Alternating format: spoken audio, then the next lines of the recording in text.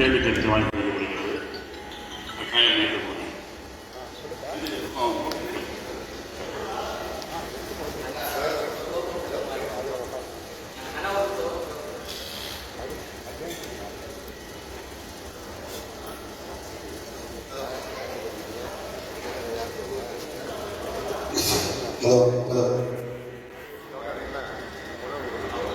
சகோதரர்களுக்கும் என் அன்பான வணக்கத்தை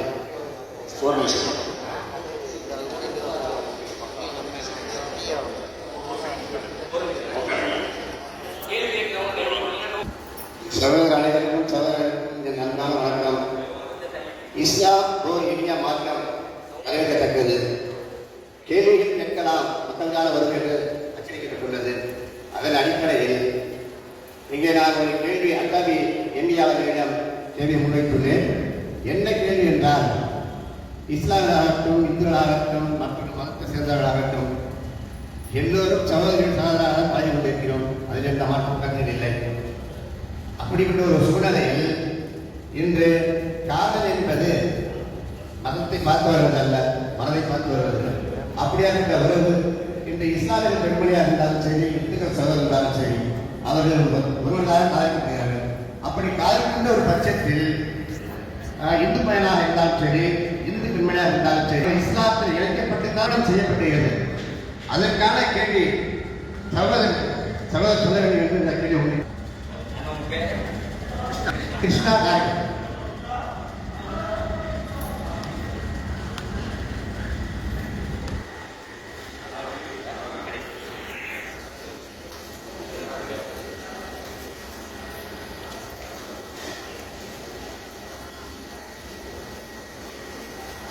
கிருஷ்ணா என்ன கேட்கிறாங்க அப்படின்னா,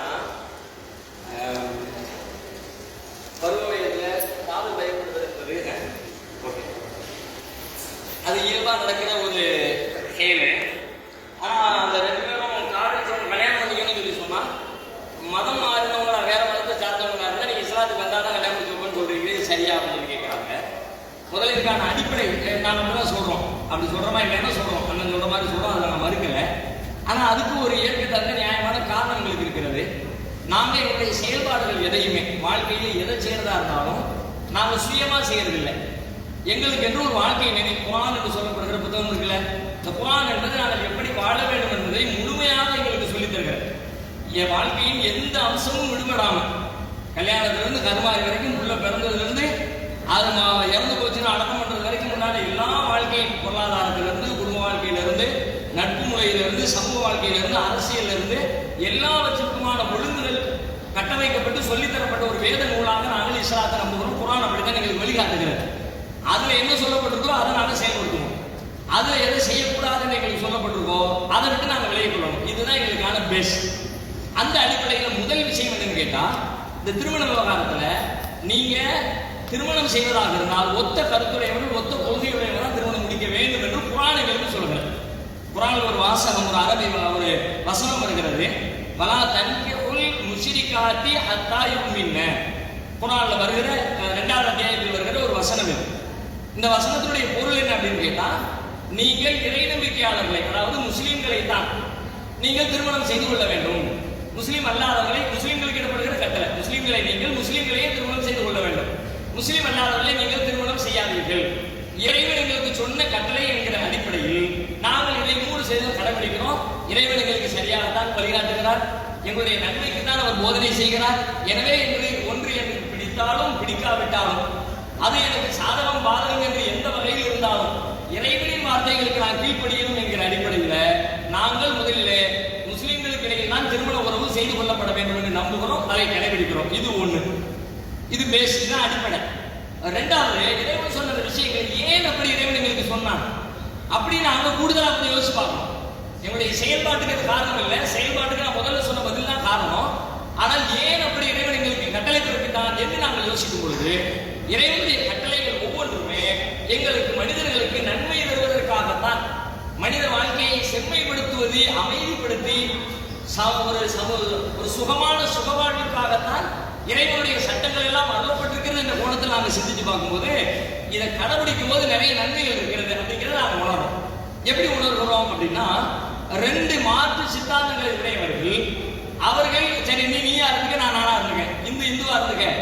நீ இந்துவா இருந்துக்க நான் முஸ்லீமா இருந்துக்கிறேன் என்று ரெண்டு பேரும் திருமணம் செஞ்சாங்க அப்படின்னா ஆரம்பத்துல அந்த இளமை பருவத்துல காதல் பயப்பட்டிருக்கிற தருணத்துல அவங்களுக்கு இடையில இருக்கிற எந்த குறைபாடுகளும் தெரியாது, எந்த எதிர்க்கிறதுக்கும் புரியவே முடியாது.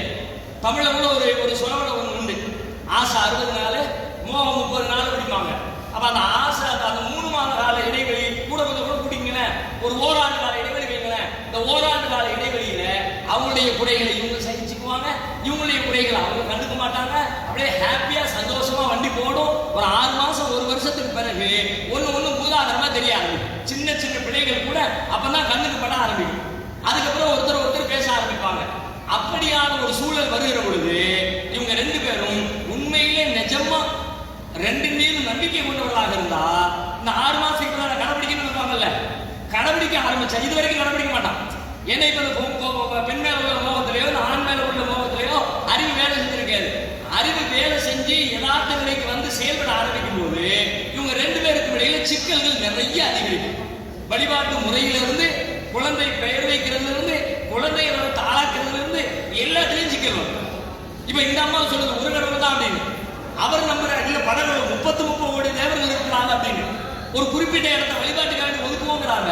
இந்த அம்மா இந்த வழிபாட்டு முறையை நான் செயல்படுத்த மாட்டேன், இதை வீட்டில் இருக்கிற அக்செப்ட் பண்ண மாட்டேன். இஸ்லாமிய நம்பிக்கைப்படி 2 கடவுள் இருக்கிறத ஏற்றுக்கொள்ள முடியாது. அவருடைய நம்பிக்கைப்படி 2 கடவுள் இருக்குன்னு அவர் நம்புறாரு. இப்படி சின்ன சின்ன விஷயங்கள்ல கருத்து முரண்பாடுகள் வர ஆரம்பிக்கும். நிறைய சிக்கல்கள் கொண்டு வந்து சேர்க்கிறோம். எங்களுடைய அனுபவத்தில் அதை நாங்கள் பார்க்கவும் செய்வோம். இது வெறும் தியரி அல்ல, அனுபவ வாழ்க்கையில பார்க்கும். இன்னும் ஒருபடி மேலாக சொன்னா இந்த காதல் கத்திரிக்காய் வந்து வீட்டை விட்டு ஓடி போய் கூட கல்யாணப்படுத்துவாங்க. கல்யாணம் முடிஞ்சது உடனே 2 வீட்டு பேரண்ட்ஸும் கையை கழுவி விட்டுருவாங்க. இது நம்ம பேச்ச கேட்கல, நம்ம சாதி சட்டத்தை கல்யாணம் முடிக்கல, இதனால நமக்கு அவப்பேடா இருக்குது, எங்களுக்கு குறைஞ்சு போகட்டும் அப்படின்னு 1 வருஷம் 2 வருஷம் தண்ணி தொளிச்சு விட்ட மாதிரி இவங்க பார்ப்பாங்க. அவங்க எங்கேயோ ஊருக்கு குடும்பம் நடத்திட்டு இருப்பாங்க. ஒரு 2 வருஷத்துக்கு பிறகு பார்த்தா புள்ள பிறந்துருச்சு, பேரனோ பேத்தியே பிறந்தாச்சு. செய்தி யாருக்கு கிடைக்கலையே, அப்பா அப்பனை பெற்ற வீட்டுக்கும் தந்தையுடைய வீட்டுக்கும் கிடைக்குது, அந்த அம்மாவுடைய வீட்டுக்கும் கிடைக்குது. இப்ப இவ்வளவு நாள் இல்லாத பாசம் இந்த 2 பேர் இடைவெளிக்கு பிறகு 2 பேருக்குமே பாசம் பொத்துக்கிட்டு வந்து சரி என்னவோ பண்ணிவிட்டோம் அவசரத்துல, நமக்கு வாரிசு வந்து பிள்ளைங்க வந்துருச்சு, இதுக்கு பிறகு அந்த கோபத்தில் இருக்க முடியாது, நம்ம தான் பெரியவங்க போய் சமாதானம் பண்ணி பிள்ளைய சரி பண்ணிக்கணும் அப்படின்னு தகப்பனை பெற்றவர் வந்துடுவார் வீட்டுக்கு வந்த உடனே இப்ப இந்த பையன் இருப்பான், யாரு மாப்பிள்ளக்காரன் தந்தை இருக்கான். தந்தை என்ன பண்றான், அப்பா வந்த உடனே அவனுக்கு சந்தோஷம் தாங்க முடியல. இவ்வளவு நாள் கூட பேசாத, ஏறதுக்கு பார்க்காத, நம்ம மேல கோவப்பட்டுக்கிட்டு இருந்தேன், வீட்டு பக்கமே வரக்கூடாதுன்னு சொன்னேன், என் வீட்டு என் சொத்துல உனக்கு சல்லி காசு கூட பங்கு கிடையாதுடா அப்படின்னு வீராப்பா இருந்த அப்பாவே நம்ம வீடு தேடி வந்துட்டான் அப்படின்னு ரொம்ப சந்தோஷத்துல அப்பாவை வரவேற்று உட்கார வச்சு சாப்பாடு கொடுத்து அப்படியே வந்து ரொம்ப மகிழ்ச்சியில இருக்கும்போது அப்பா கூப்பிடுவாருப்பா, நடந்ததுதான் நடந்துருச்சு, போனது விட்டது போனதா இருக்கட்டும், இனிமையாவது நம்ம பிள்ளைய நம்ம சாதி முறைப்படி வழக்கப்படி நம்ம வளர்த்து ஆளாக்கிட்டோம்ப்பா, பிள்ளைக்கு என்ன பேர் வைக்கிறது. அதே பஞ்சாயத்து அந்த அம்மா ஃபேமிலி அங்க வந்து பாத்துருக்கும், யான் போனதான் போவதை விட்டு தள்ளு, இனிமே பிள்ளைக்கு என்ன பேர் வைக்கிற. இந்த அம்மா கதிஜா அப்படின்னும் அவரு வேற விட்டாரு சொல்றாரு. ஆரம்பிச்ச பஞ்சாயத்து கண்ணுக்கு முன்னாடி நாங்க பாக்குறோம். காதல் என்று இணைந்தவர்கள் புள்ள பிறந்த பிறகு நாம் பெற்றோர்கள் மீது இருக்கிற பாசத்தினால 2 பேரும் பிரிஞ்சு போனது 100 கணக்கில் இருக்கு, தமிழகத்துல இருக்கு. எங்க அப்பா இவ்வளவு பெரிய ஆளு, ஒரே வீடு வந்து இறங்கி உங்கள்கிட்ட கேட்கறாரு, இன்னும் நீங்க இந்த நீராப்பம் குடிச்சுக்கிட்டு இருக்கீங்க, அப்படி உங்க பேர்ல என்னதான் இருக்கு அப்படின்னு இந்த அம்மா பேச, ஏன் உனக்கு மட்டும் இல்லையா, நீ மட்டும் எதுக்கு நீராப்பம் குடிக்க, இவன் பதிலுக்கு பேச. கடைசியில் நம்ம 2 பேருக்கு செட் ஆகாது, வெப்பம் 2 பேருக்கு ரொம்ப சந்தோஷம், ஆல்ரெடி பிரிச்சு போட்டு போயிடுது. இந்த மாதிரி 1 2 இல்லை 100கணக்கான விஷயங்கள், சாப்பாடு அறுக்கிறது, என்ன இறைச்சி சாப்பிடுறது, எந்த வீட்டில் போய் ஃபங்க்ஷன்ல அட்டன் பண்றது, என்ன ஃபங்க்ஷன்ல ஒண்ணு எங்களுக்கு ரூல் இருக்கு. நாங்கள் இறை விதிக்கு மாற்றமாக நடைபெறுகிற ஒரு இடத்திலே சபையிலே அமரக்கூடாது என்று எங்களுக்கு சட்டம் இருக்கிறது. அப்ப இந்த புருஷன் 2 பேரும் ஒன்னா போனா தான் நல்லா இருக்கும், அல்லது இந்த வீட்டுல மதிக்க மாட்டாங்க, வா சேர்ந்து வாணி இவரு கூப்பிடுவாரு. என் மார்க்கப்படி என் நம்பிக்கைப்படி நான் வர முடியாது இந்த அம்மா சொல்லு, பஞ்சாயத்து ஆரம்பிக்கும். அப்போ இஸ்லாம் என்ன, இதன் வழியாக இஸ்லாம் சொல்ல வருகிற விஷயத்தை நாங்கள் என்ன யூகிக்கிறோம் அப்படின்னு கேட்டா, ஒரே கொள்கையை உடையவர்கள் திருமணம் செய்தால் கொள்கை ரீதியான தேவையற்ற சிக்கல் வராமல் ஒன்றாக இணைந்து செல்ல வாய்ப்பு இருக்கிறது. மாற்று கருத்துடையவர்கள் திருமணம் செய்தால் கருத்து வேறுபாடுகளின் எண்ணிக்கை அதிகரிக்கும், இயல்பாக இல்லாட்டியே வரும். ஒண்ணுமே ஒரே கருத்துல இருக்கும் போதே பஞ்சாயத்து நிறைய இருக்குது, ஒரே மதத்துல ஒரே கொள்கையில் இருக்கும் போதே சண்டை அளவு இருக்குது. அப்படின்னா அதோடு கொள்கையும் சேர்ந்து கொண்டால், வழிபாடும் சேர்ந்து கொண்டால், மத நம்பிக்கையும் சேர்ந்து கொண்டால் அது இதை விட ரொம்ப ஆபத்தானது.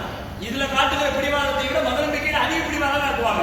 அப்ப சிக்கலின் எண்ணிக்கை அதிகரிப்பு காரணத்தினால எப்ப ஒத்த புள்ளியுடைய கல்யாணம் முடிச்சுக்க, முஸ்லீம் கல்யாணம் முடிக்கிற முஸ்லீம் முடிச்சுக்க, அவங்க இந்துக்கள் முடிக்கிறாங்க இந்துக்கள் முடிச்சுக்குவாங்க, கிறிஸ்தவர்கள் கிறிஸ்தவ முடிச்சுக்குவாங்க. நீ எதுக்கு அதெல்லாம் போட்டு பஞ்சாயத்து பண்ணிட்டு இருக்க, அவங்க முறைப்படி அவங்க முடிச்சுட்டு போறாங்க, நீ விட்டு என்று சொல்லுகிறது இஸ்லாம். நாங்கள் அறிந்த நம்பிக்கை இது ஒண்ணு.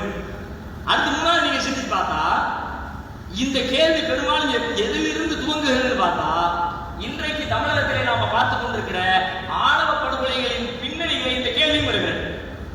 அடுத்தவன் பிள்ளைய கல்யாணம் முடிச்சுட்டா என்ன வெறி பிடிச்சி எப்படி நடக்கும் பார்த்தியா? ஆனா அந்த ஆணவ படுகொலையை நீங்க இஸ்லாமியர்கள் இதுல கூட ஜாயின் பண்ணவே முடியாது. ஏன் அப்படின்னா நாங்க இப்படிதான் கல்யாணம் முடிக்கணும், நீ இஸ்லாத்துக்கு வந்துரு, 2 பேரும் ஒண்ணா கல்யாணம் முடிச்சுக்கலாம் அப்படின்னு நாங்க சொல்லுவோம். கேட்கலையா நீ பேசாம வேற ரூட்ல போனா போய்க்கு மாட்டு விட்டுருவோம். தமிழக வரலாற்றுல